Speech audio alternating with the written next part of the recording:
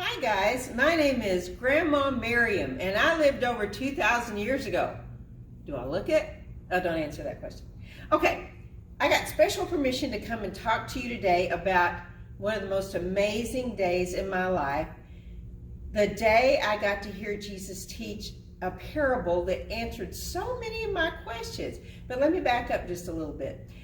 I was the wife of a fisherman, and a lot of people were fishermen in my town. I lived in Capernaum, and there were a lot of fishermen there because our town is right by the Sea of Galilee, and the Sea of Galilee has lots of fish, and a lot of people made a living by going out to the sea in boats and pulling all those fish in and selling the fish. And that's what my husband did. And he had 4 friends that were also in the fishing business. One of them was named Simon, and later he was called Peter, and Andrew, his brother, and then James and John, who were also brothers and also fishermen. One day, those 4 guys did something so strange, none of us could understand it. They just left their fishing nets and their boats, and they went to follow this man named Jesus. Now, we'd heard about Jesus. We'd heard about some pretty amazing things that people were saying he was doing. It was hard to believe, but people told us that he was performing miracles, that sick people would come up to him and he'd make them well, and people that couldn't walk started walking just because he told them that they could walk, and blind people could see. But it's really hard to believe all that stuff. But one day I saw Jesus doing these miracles myself, and then I understood why Simon Peter and Andrew and James and John had started following him. Well, I tried to go hear Jesus every chance I could get. Now, I didn't have too many chances because I had kids at home, right? So I couldn't just walk out on the kids and go hear Jesus when he preached. But one day, my mom agreed to take care of the kiddos for me so I could go out and hear Jesus. Well, on this particular day, by the way, you can read this story for yourself. You have a Bible, and it's in the book of Matthew 13. Okay, so on this particular day, Jesus was teaching by telling stories. Now, these stories are special kind of stories. They're called parables. The thing about a parable is it's about a very ordinary event. It's about something that everybody knew about. Like, it'd be a story about farming, or maybe a story about fishing. We all knew about that. Or it could be a story about robbers beating you up on the road. Yeah, we knew about robbers that could beat you up on the road. It could be a story about a shepherd taking care of his sheep. So it was a story about something that we all knew about, right? But the thing about these stories is they had another meaning. And the other meaning was a God meaning. It was God's ideas that God was trying to get across to us that we couldn't understand very well because they were from God. But when Jesus told it in a simple story about something that we knew about, then we kind of got it. Well, this day Jesus was just teaching one parable after another, and one of them really stuck in my head. And now it's called the parable of the wheat and the weeds. I'll tell you this story, just like Jesus told it. Jesus said that there was a farmer. He was the master of his land. He was the master here. And he took good seed and he planted it in good soil because he was planning to have a good wheat crop. But in the middle of the night, an enemy showed up and sowed weeds in his wheat field. Now, these weeds were called tares, and this was a terrible plant. But when it was first growing, it looked just exactly like wheat, right? So, but if you harvested it and you turned it into bread, it could kill you. It'd at least make you very sick because this was not a good plant, okay? Well, after the crop started growing and the wheat and the weeds started coming up, the man's servants noticed that not all this wheat was really wheat. Some of it was these weeds called tares. And they came to the master and they said, "Sir, didn't you sow good wheat seeds in your field?" And he said, "Oh yeah, I did." And they said, "Well, what are all these weeds doing here?" And he said, "I bet an enemy has come and sowed weeds in my field. And the servant said, well, do you want us to go out into the field and pull up all the weeds? And the master said, no, we better not do that, because when you're pulling up all the weeds, you could pull up the wheat, and then we'd lose the wheat too. So they waited until everything had grown up. And then the master said, here's what we'll do. We'll gather up all the weeds and we'll throw them into the fire. And then we'll take the wheat and we'll gather it up, separate it from the weeds, and we'll put them in my barn. And then they could make bread and pasta and cakes and all those good things you can make from wheat flour. So that's what they did. Well, I thought that was a pretty interesting story, but I thought, what's the point of that? What was that all about? And Jesus didn't say what it was all about right then, but he and his friends, those people that were following him, like Simon Peter and Andrew and James and John, they went to Simon Peter's house after, and I decided I would sneak in there with them. Now, here's how I did it. I was a good friend with Simon Peter's wife, and so I said, honey, why don't I go in with you and help you cook? You got such a big crowd here. And she said, sure, I could use the help. So I went in to help her, but I had my ear turned to Jesus all the time. Now, Jesus had a big voice. He could be heard hundreds of yards away. He had such a big voice. So I could hear everything he said. And Simon Peter and the other guy said, Lord, what was that story about the wheat and the weeds about? And he said, the farmer, the master, is the Son of Man. Now, by the Son of Man, he meant himself. And the Son of Man comes and he sows good seed. And the seed is the Word of God. And he sows good seed into a good field. But the enemy, that's the devil, he will come in the middle of the night and he will sow bad seed. But you can't just pull up the bad immediately. The bad's going to stay in the field with the good until the end. And then the angels will come and they will separate the bad from the good. And the bad will be thrown into the fire, and the good will go to the place that Jesus has prepared for them. They'll go to heaven to be with him. And you know, that answered a whole lot of questions that I had. I had always been thinking to myself, why does so much bad happen in this world? There's so much bad. I mean, there's robbers that beat you up on the road.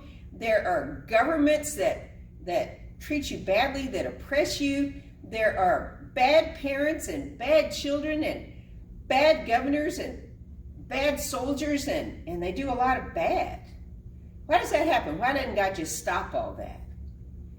And then I also wondered a lot about what happens when people die. Where do they go? What happens to them? And the more I thought about this parable, the more I realized that Jesus had explained all those big questions for me. The reason that there's bad people in this world is that even though Jesus has told people how to live and how to be saved and how to spend eternity with him, Satan comes right along and he feeds people a bunch of lies. That's Satan's bad seed. That's the weed seed. He tells them, you don't have to listen to God. Maybe there's no God. Why don't you just do what you want to do? And sometimes he tells them, well, God loves people, right? So he's going to save you no matter what you do. So you just go ahead and do whatever you want to do. And that's why we have so much bad in this world. That's why bad things happen to us. Probably sometimes at school, somebody might have bullied you, right? Sometimes you're watching the news and you hear about the coronavirus. Or sometimes you're watching the news and you hear about some bad guy has shot up some other person for no good reason. And you hear all this horrible news and you think, why doesn't God stop that? Well, God's going to make it all come out in the end. But in this world, we're going to have the wheat That's the people that listen to God and do what he says. And we're going to have the weeds. Those are the people that listen to the devil and do what he says. Now, sometimes the weedy people don't really look all that bad, but they're selfish. They're not living for God. They're living for themselves. And because they are living for themselves, they'll do bad things. They'll hurt you. And sometimes people are listening to the devil so much that they really are evil and they really do horrible things. And those are people that we see killing other people and stealing from other people. Those are the weeds in the field. But the important thing to remember is, even though life in this world can be pretty tough because of the weeds, they're in with the wheat. One day, this is all going to end, and Jesus is going to send his own angels, and they're going to come down, and they're going to take all the weak people, all the people that listened to Jesus and did what he said to the best of their ability and had faith in him, trusted in him. And the weedy people are just going to be gathered up and thrown away into the fire. That's pretty horrible, but it's also pretty wonderful, because when Jesus says, you're going to go to a place and I'm going to be there too, and you're going to be with me, he's talking about heaven. Now, this parable is not the only time that Jesus talked about heaven. And we're going to look at our memory verse real quick. And it says, and Jesus said this, by the way, in John 14:3. And if I go and prepare a place for you, that's heaven, our home with God, I will come again and take you to myself, that where I am, you can be also. Okay, now we're going to try to learn this verse, right? And you know how we learn verses. I take away one part at a time. And see if you can still say it. And if I go and prepare a place for you, I will come again and take you to myself, that where I am, you can be also. Okay, now this time I want you to all say it with me. And if I go and prepare a place for you, I will come again and take you to myself, that where I am, you can be also. Now, we're going to take part of it away and see if you can still say it.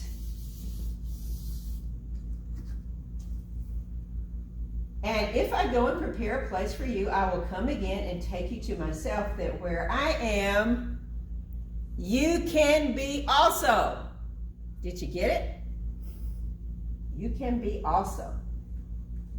All right.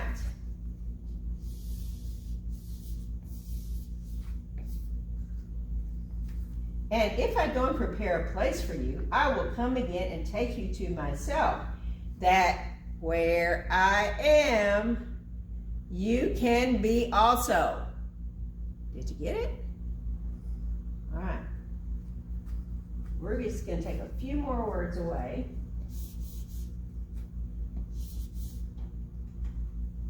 And then you can practice this some more at home.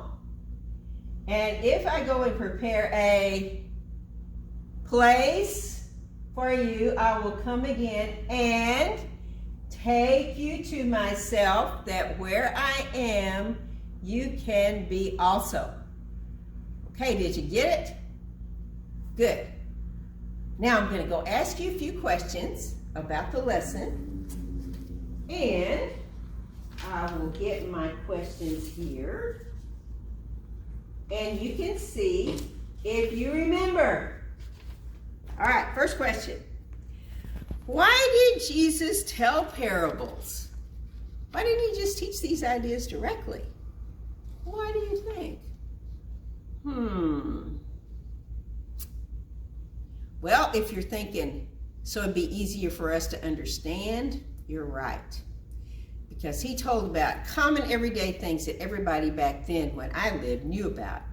And since we knew about those things, we could learn the things that we didn't know by applying the things we did know to the stuff we didn't know. So it made it easier for us to understand a spiritual thing, a God thing.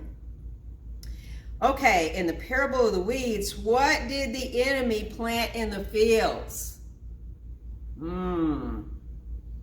Did you say weeds? Yeah, these weeds are called tares, and they're poisonous to people. All right, who was that enemy anyway?